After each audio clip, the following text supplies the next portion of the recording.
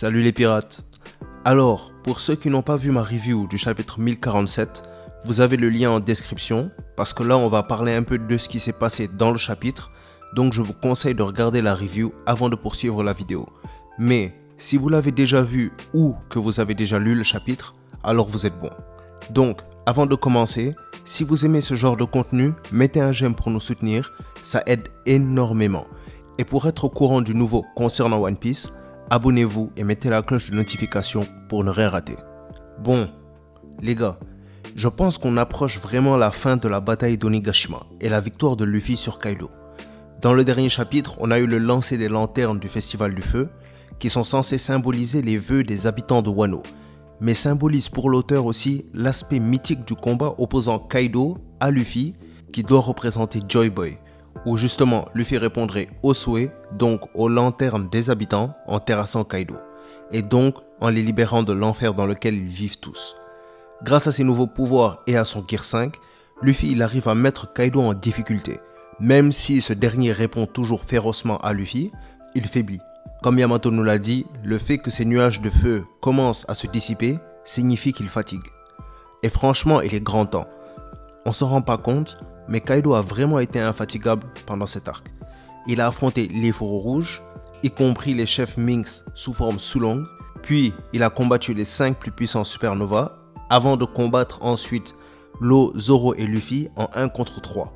Il a quand même pris quelques dégâts pendant le combat, mais après ça, il a combattu Luffy en 1 contre 1, l'a battu, puis a combattu Yamato en 1 contre 1, avant de rebattre Luffy une seconde fois en 1 contre 1, cette fois à cause du CP0. Et là, il affronte un Luffy rechargé sous sa forme de Gear 5, qui est littéralement devenu le dieu du soleil. Et même s'il s'est pris des coups irrespectueux de Luffy, il ne perd pas encore le combat. Kaido est vraiment trop fort, et je trouve que c'est à ça que devrait ressembler un empereur. Oda a littéralement donné à Kaido l'air d'être invincible, mais Luffy le battra à coup sûr. Après tout, il est celui qui deviendra le roi des pirates. On a vu Luffy faire des choses incroyables grâce à son Gear 5. Il a traité Kaido comme une serviette et une corde à sauter, il a réussi à saisir un éclair, et récemment, au chapitre 1047, il a créé un coup de poing plus grand que le château d'Onigashima, et presque de la taille de l'île. Et en plus, il a infusé ce coup de Haki des Rois.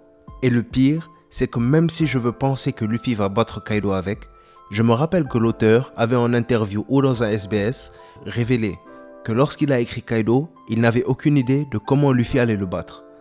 Et il ne voulait pas que Luffy gagne tout simplement par un coup de poing super puissant.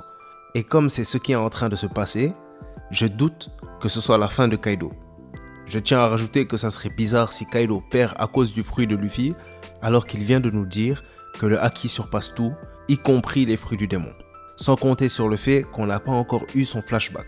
Mais je pense que ce coup sera quelque part la dernière étape vers le climax de la bataille. Parce qu'une chose est sûre, c'est que ce coup fera des dégâts importants à Kaido, peu importe sa résistance. Mais je pense qu'il sera envoyé s'écraser dans la capitale, montrant aux habitants que quelqu'un est en train de combattre Kaido, donc d'exaucer leurs souhaits, et comme dans tous les arcs, la population pourra assister alors au combat et prier pour la victoire de celui qui les libérera.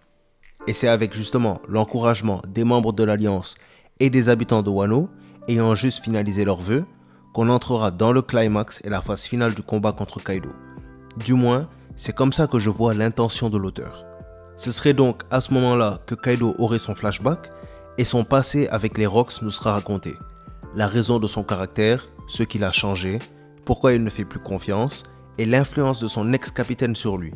Car tout comme Roger a eu une influence positive sur Shanks, Rocks donne l'impression d'avoir eu une influence négative sur Kaido. Et donc tout ça nous serait justement expliqué à travers le flashback de ce dernier, avant qu'il ne tombe finalement sous les coups de Luffy pour libérer Wano. Car si une chose est sûre, c'est que Kaido tombera face à Luffy. Oden lui-même l'a dit, dans 20 ans, un groupe de jeunes et forts pirates qui guideront la prochaine génération feront leur apparition. Et si je meurs, ce seront eux qui feront tomber Kaido et libéreront Wano. Après la victoire de Luffy, on assistera à son avènement en tant que Yonko. Et la prochaine étape des Mugiwara sera de récupérer Sabo.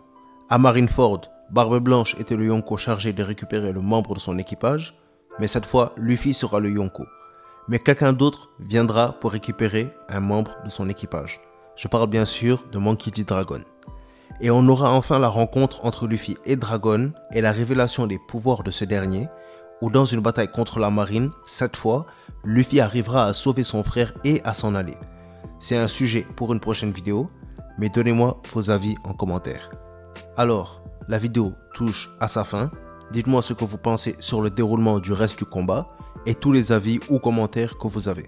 Si la vidéo vous a plu, mettez un j'aime, abonnez-vous et mettez la cloche de notification. N'oubliez pas, si on s'est rencontrés aujourd'hui, c'est parce que c'est le destin qui l'a voulu. Alors, merci d'avoir suivi la vidéo. C'était Mangamonde et comme d'habitude, c'était un plaisir de faire cette vidéo pour vous. A bientôt les pirates.